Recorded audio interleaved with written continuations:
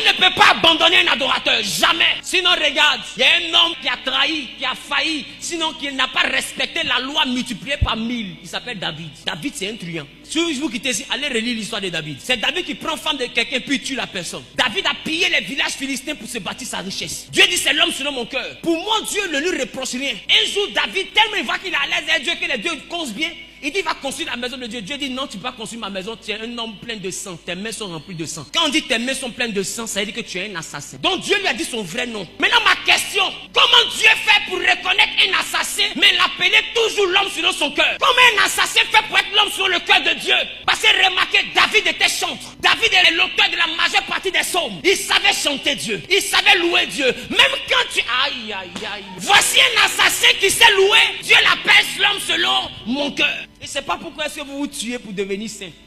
Il ne faut pas te tuer pour devenir saint. Il faut te tuer pour essayer d'être saint. Parce que devenir saint, là, mets dans ta tête que tu ne vas jamais réussir. Il y a un seul qui est saint, il est sur le trône. Ce que lui veut voir de toi, c'est ton effort. Voilà pourquoi dans la loi qui est sa parole, qui nous condamne, il a mis une clause qui dit 7 fois le juste tombe. Parce que le juste, ce n'est pas celui qui reste debout seulement. Le juste, c'est celui aussi qui va tomber. Donc Dieu, par jurisprudence, met une clause pour dire